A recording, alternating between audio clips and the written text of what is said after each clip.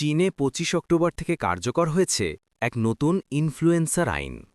এই আইনে বলা হয়েছে যারা চিকিৎসা, আইন, প্রকৌশল, শিক্ষা বা অর্থনীতি নিয়ে কন্টেন্ট তৈরি করবেন তাদের অবশ্যই সেই বিষয়ে সরকারি স্বীকৃত ডিগ্রি বা লাইসেন্স থাকতে হবে। চীনের সাইবার স্পেস অ্যাডমিনিস্ট্রেশন বলছে এর মূল উদ্দেশ্য হচ্ছে ভুয়া তথ্য, বিভ্রান্তিকর পরামর্শ এবং অনলাইন প্রতারণা বন্ধ করা। কিন্তু সমালোচকরা বলছেন এই আইন মতপ্রকাশের স্বাধীনতাকে সীমিত করবে, কারণ বিশেষজ্ঞ কাকে বলা হবে তা যদি সরকার ঠিক করে তাহলে স্বাধীন চিন্তা আর বিকল্প মতামত প্রকাশের জায়গা সংকুচিত হয়ে যাবে। অন্যদিকে আইনটির সমর্থকরা বলছেন যেসব বিষয় জনগণের জীবনে সরাসরি প্রভাব ফেলে সেই সব বিষয়ে কন্টেন্ট বানানো উচিত শুধু পেশাদারদের, তাহলে মানুষ ভুল তথ্যের শিকার হবে না।